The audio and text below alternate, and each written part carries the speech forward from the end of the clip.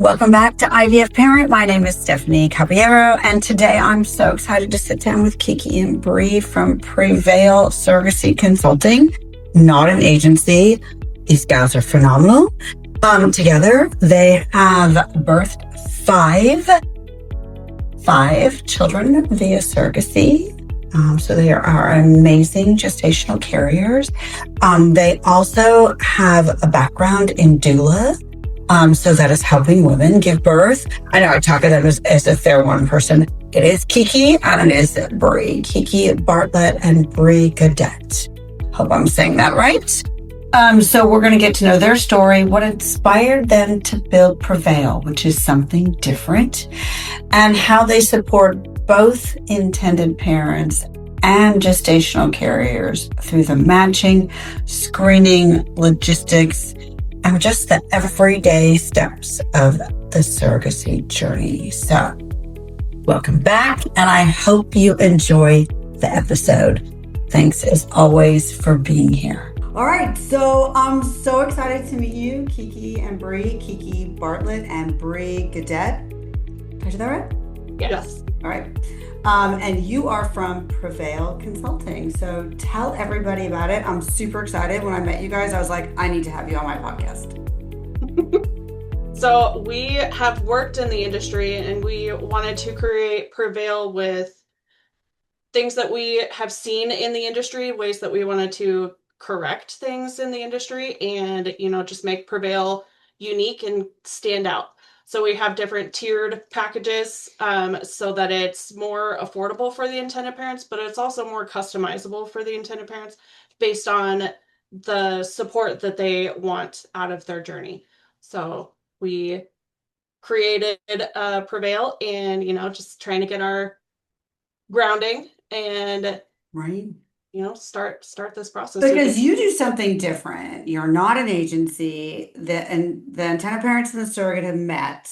They have matched, right? And then you kind of take over, from what I understand. Or do you do the matching and then they do? Yeah, you explain it better than I do.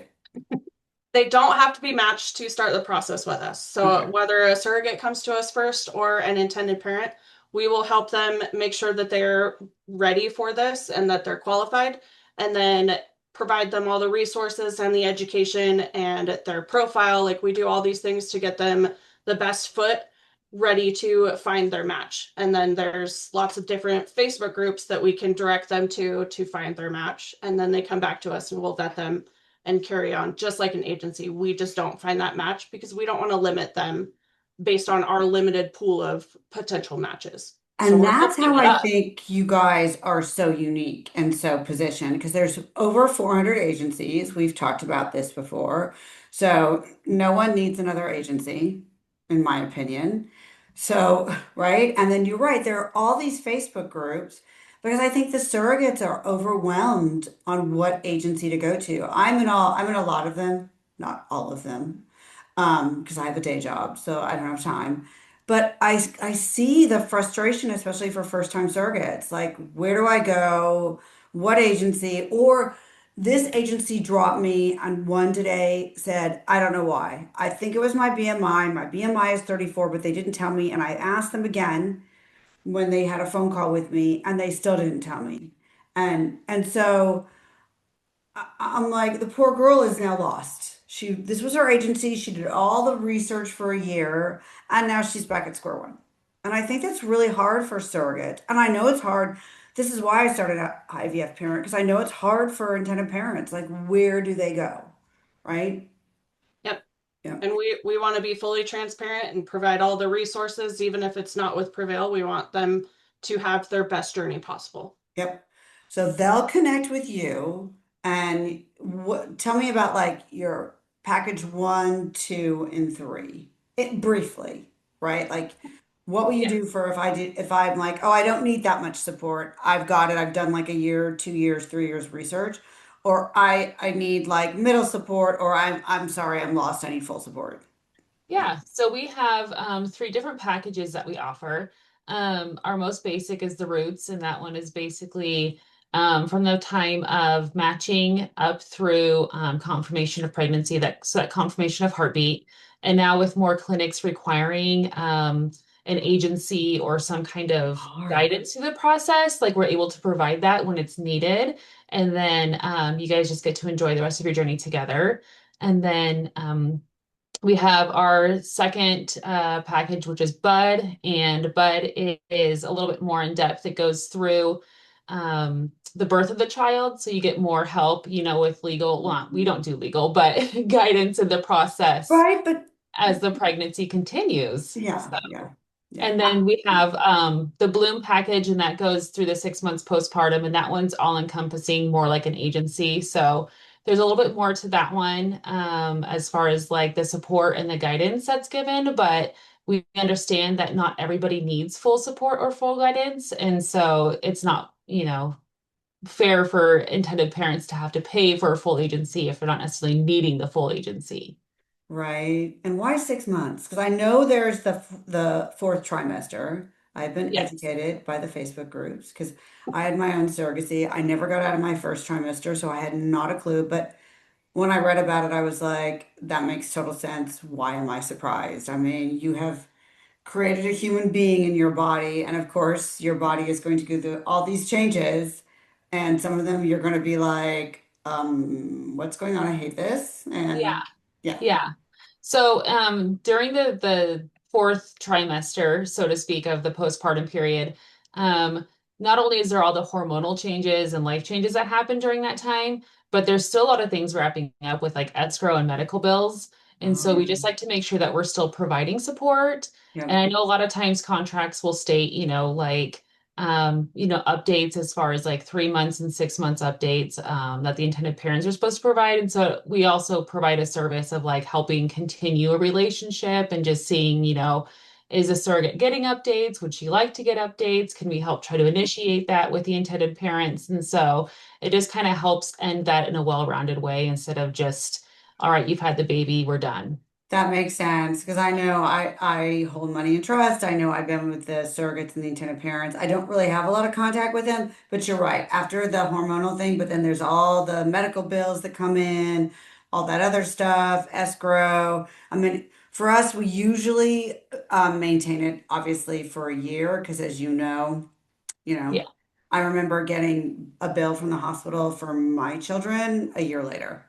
I'm Yeah. like, wait, I can't bill anybody a year later, but you can bill me. I was like, yeah. Yeah. I We heard call one, those the ghost bills. Yeah. right? And so I've heard 2 years at one time, two Yeah. to 3 years. I'm like, no, there should be a limit. It should be a There limit. should. Yes. And then now that we've briefly explained what you guys do, um, uh, I'd like to know your background because I think it's how long you've been in the industry. I think you've both been surrogates, so you've seen it. Yes. How about you go first, Kiki? Yeah. So I thought I was done with my family building. I looked into surrogacy. I did it one time for a single male in New York, and then kept referring people to the agency that I went through and like, you guys should just put me on your payroll. So I got a job. I got started with this agency. I was a surrogate coordinator. I did all of the intake stuff for the surrogates. I followed through the entire journey. I did a lot of the events and the marketing. And that really got I've always been shy. That really broke my shell and I found my purpose, right? Found my passion in life and it I would was never peg you for a shy person. oh yes, Seriously. yes. Yes. Yep, I was made fun of in high school for being so shy. And now I'm like openly talking about surrogacy. Like, don't get me started because then I will just talk your ear off about surrogacy. If they could But see you now. Yeah. I know. And then I started working for another agency just to get some more background, and Yeah. then I did a lot of the surrogate engagement, making sure that everybody felt the support that they needed. And that's where I again saw a lot of what was lacking in the industry and quit that job and started Prevail. Because you wanted to do it better and you worked for the agencies, you definitely know what the surrogates and also intended parents, but um, um, Yeah, both sides need support, but the surrogate Yeah. is the pregnant person. I like to tell my intended parents, when they say sometimes it's all about her, I'm like, well, yeah, it is, and it's gonna be, and your time will come when your baby's born.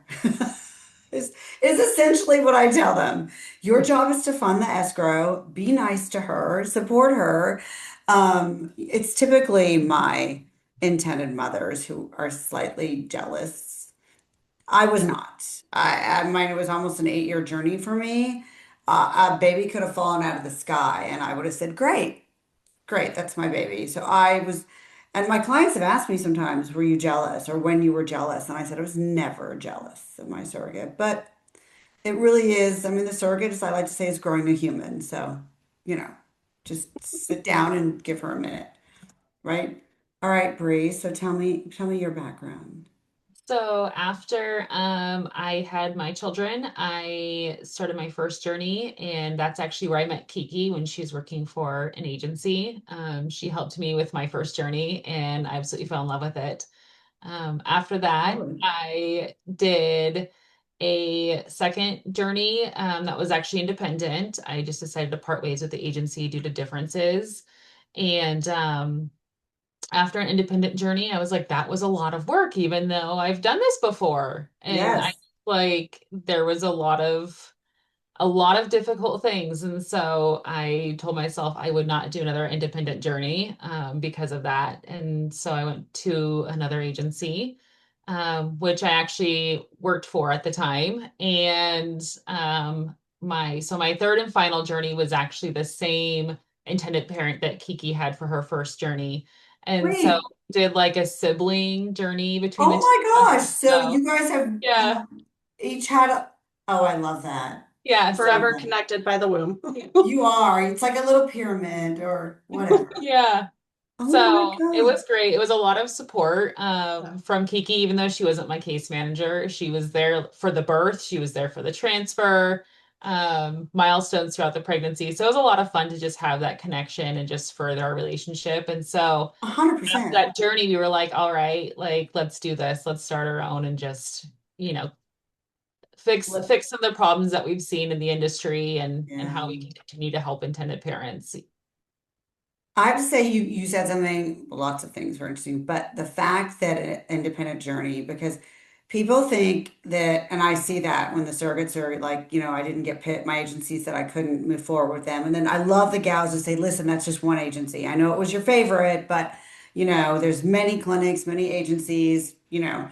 um, but then they just say, why don't you just go indie? And independent journeys, because as an attorney, and then with the clinic, the intended parents expect us to be an agency, and I'm not an agency. Yeah, I know you need a calendar, I know you need meds, travel, no, I cannot. I don't know how to do all that. Yeah. Yeah. So, There's so many aspects of the journey that it's hard to manage on your own, that it's uh, really beneficial to have somebody there 1000%. supporting. But then agencies are, I know that it's expensive right now. IVF is so expensive in the US. And if somebody wants a complete US journey, that's why I think it's so great that you guys are an option for people. Like they can get the support that they need, that they sometimes don't realize they need. Mhm. Yeah. But at half the cost. Half the cost. Yes.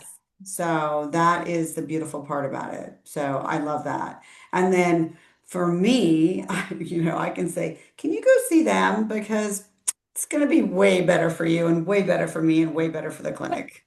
Right? I have to remember when I went from IVF to surrogacy. I thought, how hard could it be? Sort of like you, Brie. I've done this before. How hard can it be? And even just that jump, which IVF with another person, surrogacy, I felt like, and then of course I was independent. This is 100 years ago, though. I was independent, and I just felt like I followed my doctor around. He loved me because he'd been with me for so long and seen all the things I went through. So I think I wasn't so annoying, but um, I just had to ask him questions because I didn't know. He's like, "Well, you need to get insurance and life insurance, and then you need to do this." And I was like, "Ah," like, right? I was like, I had a clue.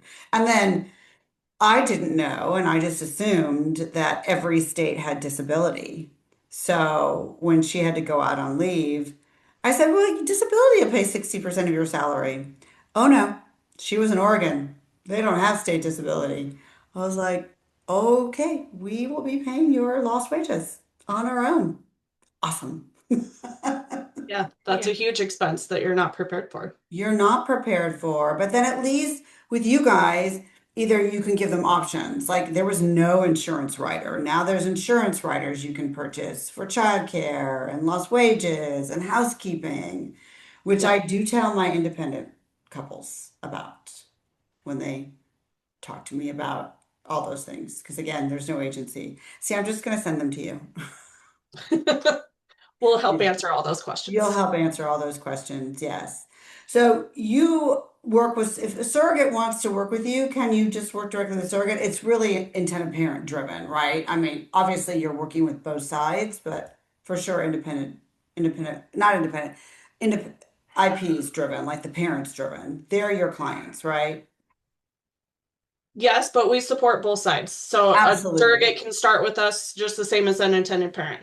So we provide the matching direction and the education, and they're finding a match. So it can be a surrogate starting with us, or it can be an intended parent, just Yeah, the that's same. what you said before. So it's both sides. So that's, Yep, yeah.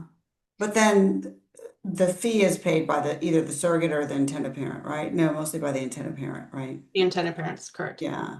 But they'll probably like that. As two former surrogates, and then of course the kids that you have together. Okay, how old are those kids that for the parents that you did?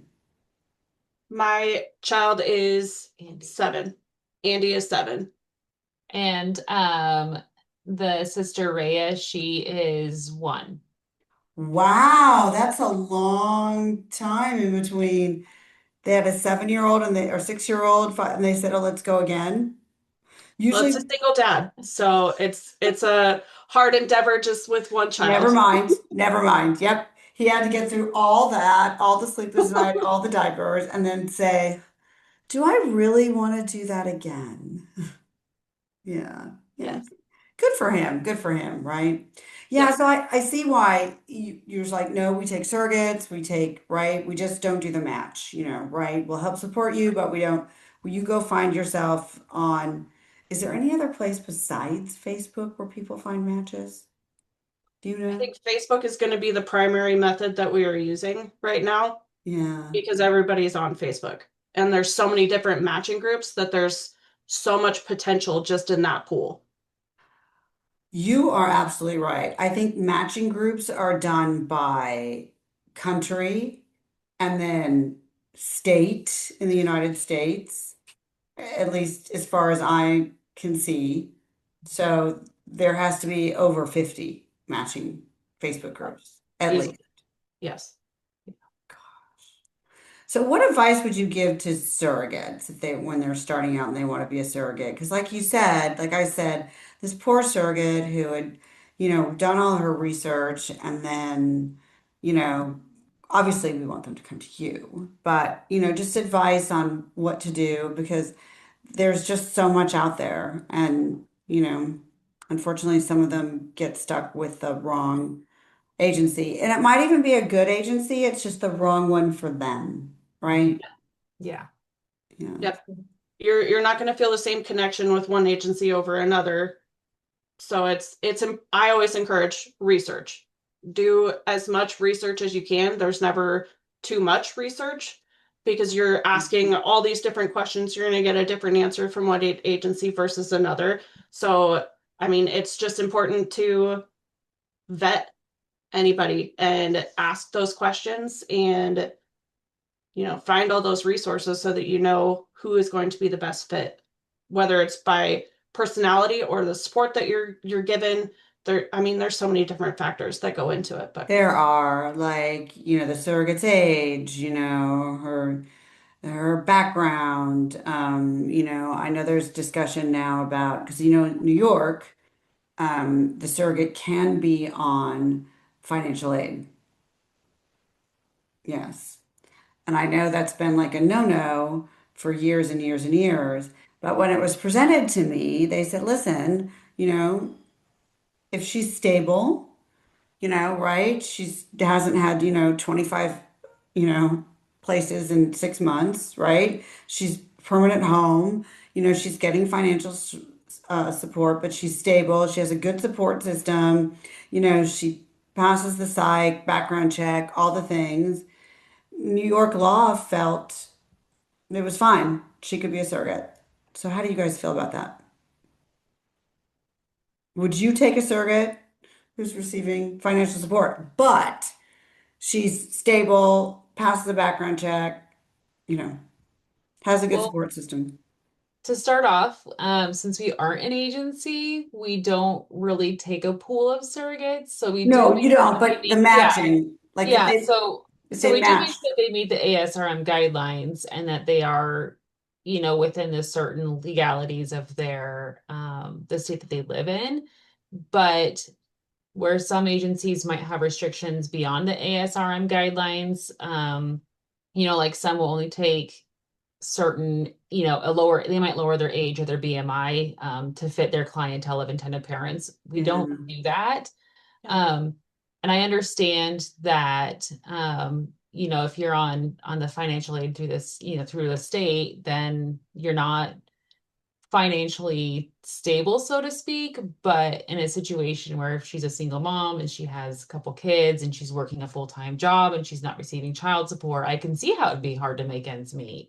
like right? Yeah, Yes. maybe surrogacy is wanting to also give a family, these intended parents the gift of a child, but also help prepare and set her children up for a better future at the same time. And so that might be her way of trying to get out of the financial assistance needed. So, Yep. That's what I say. I'm like, listen, if she's a single mom with two or three kids and she's not getting child support, yeah, but she's working full time and she's getting, like in California, you can get health care for your kids, and that's considered financial support. The issue for us attorneys is that, we don't want to do anything that would jeopardize the children. Like they're getting, healthcare, right? And what are they getting? So if she gets this extra income, what is that going to do to all the support? So mhm, that's how I look at it. But I look at it just like you said, Bree, like I think it should be a case by case basis as to what kind of support she's getting, what's the situation. yeah, And I don't think it should just be 100% blanket no. I think, you just look at it as like that. I do have to say, I think age matters. yeah. It does. It does. Like, does ASRM says 21, right? For the minimum, Yes, yeah. yes. Have you ever, I can't recall working with a 21-year-old surrogate. I mean, I don't think I I have have. before, but Yeah, it's more again, case by case. You got to dig into it, and should, because they might have a different story, might have a different background, that they're more mature and they don't act like they're 21. But that's prime time for the party stage, and we just want to make yeah. sure that they're past that, and we're not going to have any worry of drinking during the pregnancy.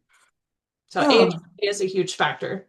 yeah, drinking is not a good thing during the pregnancy. I'm just No, gonna let's say. not do that. No, not at all. I do have I have had a young surrogate and I definitely can tell the difference.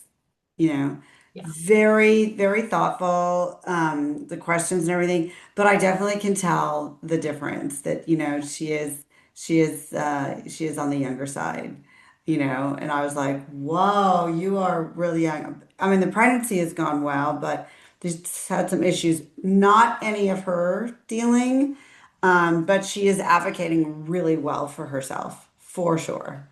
But that it's very young. So, but I can see how she would pass it for sure, pass the psych screening, all the screenings. But that's definitely, yeah, yeah. But ASR guidelines, for those people who don't know, wait, is it American Reproductive Science? American Society for Reproductive Yeah, Medicine. I can never, I always just say ASRM. So when I have to I say know. it out, I always go, my brain just goes, what is that? Yeah. Yeah, so they have the guidelines for sure. So I'm glad that you follow them. I do think case by case basis for surrogates and definitely look at all those factors and everything. And then for intended parents, like, you know, any advice for them? I mean, I think I don't know who has a harder time for them. Obviously, I want them to come see you for sure. Yes. Again, research. Um, Whether they want the full package and they feel like they're going to get more with an agency. I never want to steer people in a specific direction. Of course, I want them to come to us, but I want them to have the best journey possible. So, making sure that we're meeting what their needs are and asking the Mhm. right questions, making sure that they're mentally, financially, all the things prepared. Yeah, because some people just, an agency is out of reach or they have the bandwidth. They can like, I'm gonna go find my match, but I need help here. That's why I think you guys is so great. For sure. That's what I think you're offering, and I'm sure you're on all the Facebook groups. Have you guys announced yourself there? I'm probably not in all of them that you're because you get to be in more than I do because as an attorney, I'm limited. They're like, no, we don't want you. Yeah.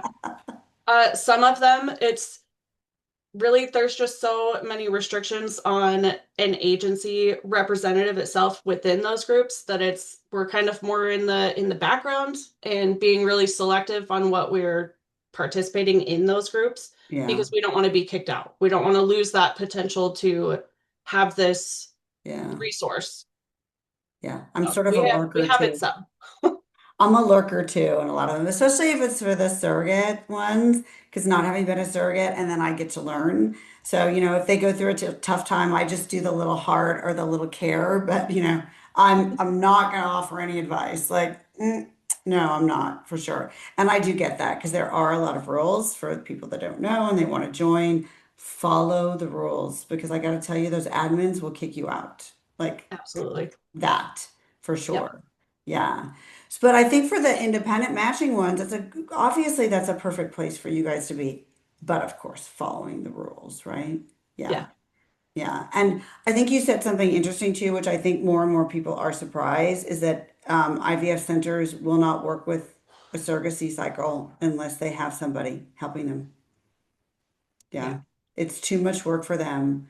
They're not an agency, and so we can just send them my law office to you and say, have you ever thought about having somebody just coordinate and help you now that you've been matched? Yeah. And I Right? think it's also important to have some protection for both sides there because you always hear about the stories of surrogates who go rogue or, back out last minute after receiving compensations or faking pregnancies while independent journeys. And you just get a lot of things like that that are kind of scary. So having somebody there to kind of help along the process and provide a little bit of protection in that is good to have. I think that's such a good thing that you brought up because, obviously with what's happened in the industry over the past year, we don't really want to focus on the negative, but it does happen, especially for independent journeys. Yes, there can be issues with agencies, but agencies do a lot more vetting, right? Because they can, right? They do they go over the profile, they have the interview, they get the medical records sent to them. So, they send it off or they send it, directly to the clinic. So there's no middleman. The surrogate isn't handing over the medical records, right? Yeah. So so I think, for the one independents, you have to be more careful. And that is what I tell them. Listen, there's some good matches on there, but you know, you've gotta be careful. So, and there are people who scam, which I hate that for people that are desperate to have a baby. I think it's the one of the worst things you can do. You've worked with the intended parents, like you know how long they've worked, no matter if they go through infertility or not, it's still going through this process is a struggle. It's a lot of work, right? So Yeah. to get scammed is awful. And I'm sure you've met them. The people, the Yeah. intended parents, not the surrogates. No. They could be in Russia, which sometimes they probably are, right? Goodness, yeah. I know when I started out, there was the scam where, they started to take the ultrasound pictures, and pull them off the web or wherever and just say, see, I'm pregnant. And then you're right, they get their payment and then they ghost them. Yeah. Yeah. And they don't have an agency. They don't have support. They don't have somebody like you that can like manage that for sure. which Yeah. is something that we can also offer. So if they don't want to do any of our packages, then they're like, nope, we got this. But they want the extra backing if there is any conflicts or if they need that support on a whim, and we do offer a support and conflict resolution package.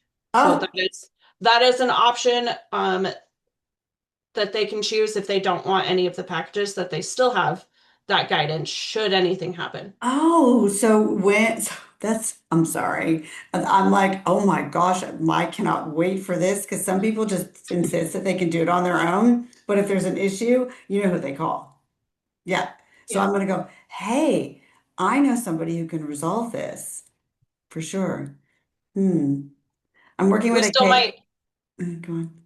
we still might need legal assistance, but we want to be able to Of course. offer a third party who is non-biased on either side that can offer some insight. Yes, because it's just out of we can only do so much as a law office. You know, my colleagues and I were like, we're not mental health professionals. Like, and we've never done agency coordination. Yes, I could probably muddle my way through, especially since I had personal experience, but and then conflict resolution. I mean, our job as an attorney is to go to the contract. And are you in breach? Is she in breach? What type of breach? Can she cure it? Do we send a breach letter? And sometimes you can resolve it by what you guys do, which is a form of mediation. Let's talk it right. Let's conflict resolution. Let's do that.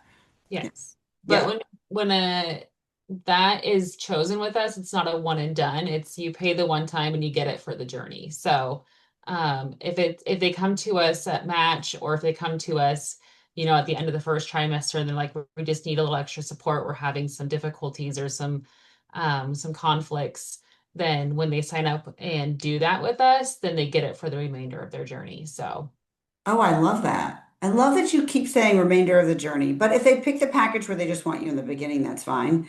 But right, the remainder of the journey for the conflict resolution, because you're right. Usually, if they have a little issue, sometimes it just doesn't go away. yeah. And But it's hard to continue. like, as a surrogate, it's hard to tell your intended parents, some things. And as an intended parent, it may be hard to ask your surrogate to do something or ask them a question. And so, um, Mhm. I know when I was independent, my husband had to do a lot of that for me. And so thankfully he stepped up and he did some of those hard things, but he shouldn't had to like do conflict resolution in my journey for No. me. And so we just kind of really realized that it's important to have that during an independent journey because some of them are beautiful and they don't have any problems, but then you might have some where something comes up and you're just like, well, maybe we do need a third person or a third party to kind of step in and help us resolve this. And It's so very, we're all people. It's run by people. It's very human. It's biology. There's going to be some issue that comes up no matter what it is, small, large, that needs to be resolved. Because the intended parents are different, the surrogate's different. It's how you handle it. I yeah. always tell the story that my surrogate, she doesn't even know this. I don't know if I told you guys, because she was single. I mean, her mom and brother lived like down the street, like 2 minutes away. She had a 2-year-old and a 4-year-old, and then she gets a cat. And I'm like, oh my gosh, like 2-year-old and 4-year-old cannot clean out the cat litter. And there's no way she had an automatic cat litter cleaning box. And it was a stray cat, so it kind of just found her. So she goes, oh, she's so excited. Oh, Stephanie, I got a cat. And I'm thinking, oh my gosh, she's cleaning the cat litter. My kids are going to be brain damaged. This is just awful. I just want to like rip into her, not rip into her, but like, oh my Yeah. gosh, what are you doing? You can't have a cat. I just go, Yeah. oh, that's so awesome. And by the way, who's doing the cat litter? Because, you can't do that when you're pregnant. And, we didn't test for the antibodies, so who knows, right? So she goes, because I don't think that test existed. Because remember, dark ages, my kids are in their 20s. I know, I would say it's the dark ages of surrogacy. Well, there was no day 5 or 6, no blastocysts, no PGT. Like it's amazing any of us ever got pregnant. I am not going to lie. Seriously. When I look at like the success rates back then, I'm like, how did I even pay for IVF like 500 times? Right. But she goes, "Oh no, I would never do that, Stephanie. I didn't do it with pregnant with my kids. I would never do it. I'm not cleaning out the cat litter." I'm thinking, well, who is? I mean, your mom and your brother don't live with you. You have a 2-year-old and a 4-year-old. And I know your 2-year-old and a 4-year-old. Your 4-year-old's kind of chill, but your 2-year-old is like balls on wheel. I mean, that kid never sat down. So I'm like adorable, but never sat down. So I'm like, oh, so we talked every Sunday because again, I had internet, I had email, and she did not. Adorable. She was mailing me pictures of the ultrasounds. Yeah, dark ages. And so then she tells me, maybe a month later, oh, Stephanie, I have some really bad news. I'm thinking, oh my gosh, what's going on? Like, what's happening? And she goes, Yeah. the cat ran away. The kids were so sad. I'm like, oh, I'm so sad for you. And then I get on the phone. I'm like, yes. But I didn't yell at her. Right? Nobody told me because Yeah. I didn't have counseling. Because back then you did. I didn't have to, which I should have. It's not counseling. Let's just say something. It's when an intended parent goes, it's to prepare them for the surrogacy journey because they are dealing with another person who is creating a human being, maybe two, but no more than two, and only if the embryo splits. So, Yes. right? So, but I just knew not to lay into her. I just knew, like, let's just handle this calmly. But oh my gosh, seriously. And that's the thing that people don't understand. There's going to be things that come up. It's just how you handle them in a Yeah. surrogacy. And you 'Cause don't want to seem overbearing or that you're trying to control the entire journey. So it's a delicate line to it walk. is a delicate line. And I think sometimes intended parents can be a little overbearing because they feel like I love Bree's laughing because they feel like it's their baby and they're paying. I'm there to say, like I always say, your turn comes when the baby's born. And, she knows what she's doing. She's done this before. So we need to trust her. And again, growing a human in your body, right? So that's what you guys are for, to advocate for her. Now, there are some surrogates who have no problems getting on the phone and saying, hello. Yeah. Right. Yep. Yeah. But it is a balance. And I think people don't realize that. We've got a lot of things going on, a lot of people. It's a whole big village for sure. Yeah. So, Kiki, when was your last journey? How long ago? I delivered December of 2020. Right before everything went Yes. pandemic. You were Yep. lucky. And then Bree, when did your last? Oh, recently. November of 2024, right? Yes, Wow. she's one. Yes. Wow, you're looking good. Thank you. Seriously. Yes. Do you hate when people say, "Did you get your body back, both of you?" Do you hate that? I never bounced back. Yeah. I wish I had that type of body, but no, I had to work for it. Yeah, because I'm thinking all those changes, like it's just not going to be the same, like ever, right? Yeah. Yeah, and I think it is a little bit difficult in a sense of like if you were to see Kiki and I out with our families, like I only have two children and Kiki has three. So somebody like you have two kids in a body like that, but it's like, oh no, no, honey, this is a five baby body. Like this has brought five babies into the world. Like I'm proud of what Wow. I've done, but I am not back in shape. No. And then Kiki, you've had 4 or 5 too. How many? 5 babies total. Two were Suro babies, and then I Zero have three babies. keepers. Yeah, I mean, seriously, 10 babies between you guys, Yeah. like, yeah. Whatever the body ends up being is what the body ends up being. Yeah. I know some surrogates who go, yeah, I'm saving up for a mommy and me makeover. I'm like, okay. But some, it's not their thing, Yeah. right? No judgment, no shame. If you want to get it, you totally get it, right? For sure. But I think now we have to start talking about, let's not talk about the bouncing back because right? It's hard work. And and usually when you look at those women who have bounced back, they're usually like influencers or stars, and then you're like, did you have a little help? Hmm. I did have one friend, not gonna lie, two. One had three babies, one had two, and I'm gonna swear there was no plastic surgery involved, and they looked like they had not delivered any kids on their stomachs. Yeah, lucky women, those women, for Good sure. genetics. Yes. It's just genetics. You're absolutely right. I looked at their stomach because I was like, wow, that is impressive for sure. But, Yeah. right, it's all different for sure. Yep. All right, guys, any last words? This has been so much fun. I could talk to you forever. I know it's awesome talking to you. Um, I what is your personal experience becoming a parent through surrogacy, and how would you approach your work as an attorney? So my personal experience, obviously, I went through a journey and I went through the surrogacy, so that does influence how I approach it with surrogates and with intended parents. So for surrogates, if I'm going to represent a surrogate, right? I think my job is to keep them safe. So, especially for my first time surrogates, because it's overwhelming, but even my repeat surrogates, right? So, I talk about the meds. It's a little bit of a different discussion. Usually, the repeat surrogates go, okay, this benefit package doesn't have X, Y, and Z. You guys know, like, what you're looking for, and if the contract doesn't have it, you know.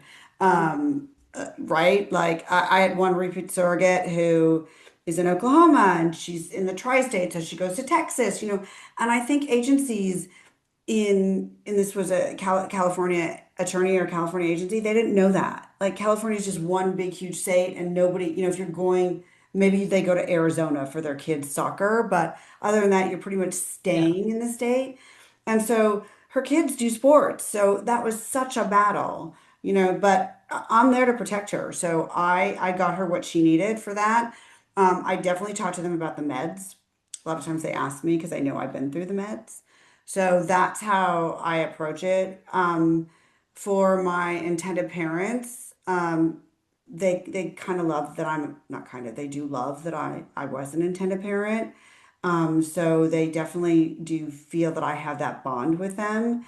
I can talk about my journey and how that went, and I give them guidance on, I mean, how else do I say this sometimes? Like how not to be an asshole, like how not to yell at your surrogate for getting a cat. Right? Right? I mean, because I Been through tell it. them you don't want to unnecessarily strain the relationship. You just don't. If it's over something now obviously, if it's a big thing. Yeah. Yeah, I did have a surrogate that, yeah, she was on drugs. Long time ago, people, long time ago. Independent journey. There was nothing like you guys around. Oh wait, no, I think it was agency. Oh my God. Yeah, it was so much work with that surrogate. But yeah, so I definitely do because it's a different consult, obviously with intended parents as it is with a surrogate. Surrogate has so Absolutely. much in the contract to do and not do.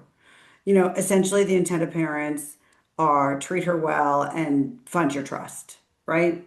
I mean, we manage the parentage order. We kind of monitor that. The agency monitors that. So that's kind of what we do, and the intent of parents obviously need to communicate as well with her. But the surrogate, I mean, has a lot to do in the contract and a lot not to do, Yes. for sure. Yeah. So that's what I do for them. I do prepare my intended parents that surrogates travel. They think you don't go anywhere. Not gonna lie. It's highly probable you will have to travel. Correct. And you travel on your own, like kids events or family reunions, or you have this cruise booked or this vacation booked. It's Yep. funny that they think that you guys don't go anywhere. I Yeah. don't. Yeah. I find that really. I have to educate. Yeah, she travels. So let's be prepared for maybe a change. And she might have a family member, so she might not like the restrictions. So just be prepared, dear intended parent. That may come back with a change. And then sometimes I say, and sometimes she does work out. I'm not gonna lie. Sometimes they do work out. So but the travel thing is, it's almost the first thing I go to with the surrogate because there's inevitably going to be a change in that section. Yeah. Yeah. I live like 40 minutes. I'm on the edge of Washington, so I'm 40 See? minutes from Idaho, and I'm Yep. always telling the surrogates on the border states, I'm like, you Yep. need to change this because And they don't know. yeah, They yeah, don't know. So that's when I do a surrogate and I'm like, okay, what do your kids do? Where are you traveling? It's like the one of the first things I do. Obviously, we go over a lot more, but yeah, they and the border states, that's what they need you for is to say, listen, yeah, because you want to go to as much as you want to go to with your kids because you're going to be restricted because you're carrying somebody else's baby, right? All right, guys. Anything else? I think so. When you started your personal journey, there was one agency, correct? One agency on the internet. And Yes. now there's 400. Over 400. Yes. It was the Center for Surrogate Parenting. Yes. There was more. Karen told me there was more. She was the former owner. I say her name wrong all the time, but it's Cisnayu. It's really hard to pronounce. Um, and she started with Bill Handel, and it was the only one on the internet. One. Isn't that right? Now there's And now over. surrogacy has just grown so much. It has grown so much, and there definitely is more of a need. I think, single men are, they can't find a partner for whatever reason. Single women, and then, women are waiting longer to have babies because they're Yeah, having a career. So I think all that contributes. And then most of the world, obviously, it's not legal. So they're coming here. But isn't that funny? One, when I was looking, yeah. yeah, Wouldn't that be lovely if there was like not over 400? Sorry, other agencies, but it's a lot. It's a lot for surrogates and intended parents. It's like yeah. hard. That's why we wanted to do something different That's to why, stand out. yes, that's why you're here because you're filling a need. There's Yeah, a need because more people are going independent. And so that is a really big need. And I love that. I love that about you guys. Like when I first met you, I was like, oh my gosh, love this.